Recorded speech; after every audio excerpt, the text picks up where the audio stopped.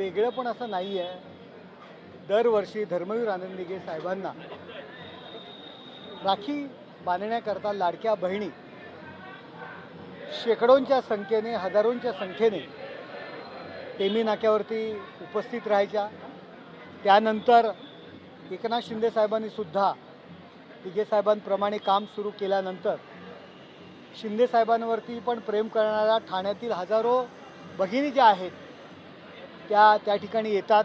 त्या ठिकाणी मोठा कार्यक्रम असतो आणि आपल्या लाडक्या भावाला राखी बांधत असतात. ही परंपरा दिघे साहेबांपासून सुरू आहे. यावर्षी आम्हाला मला या कार्यक्रमाचं आयोजन आम्ही करत असतो. मला महाराष्ट्रातून अनेक फोन आले. मग धुळे असेल, नाशिक असेल, पुणे असेल, रत्नागिरी असेल, सिंधुदुर्ग असेल, अगदी अमरावती, गडचिरोली, परभणी, जालना, संभाजीनगर की आम्हाला सुद्धा हे आमच्या लाडक्या भावाला राखी बांधण्याकरता या ठिकाणी यायचं आहे. आणि मी त्यांना सांगितलं एवढा लांबून तुम्ही येताय. नाही, आमच्या लाडक्या भावानी आमच्यासाठी खूप काही केलेलं आहे.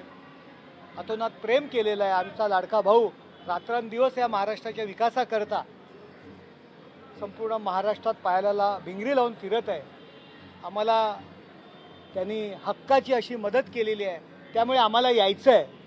मला आत्तापर्यंत प्रत्येक महाराष्ट्राच्या कानाकोपऱ्यातून, जिल्ह्यातून सर्व भगिनींचे फोन आलेले आहेत. आणि या दिवशी मला असं वाटतं 25,000च्या वरती महिला संपूर्ण महाराष्ट्रातून येतील.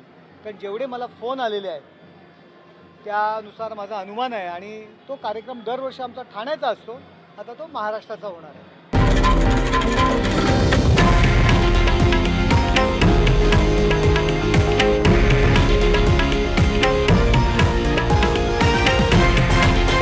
हे आहे देशातील नंबर 1 न्यूज नेटवर्क आणि आपण पाहत आहात TV9 मराठी, एकमेव.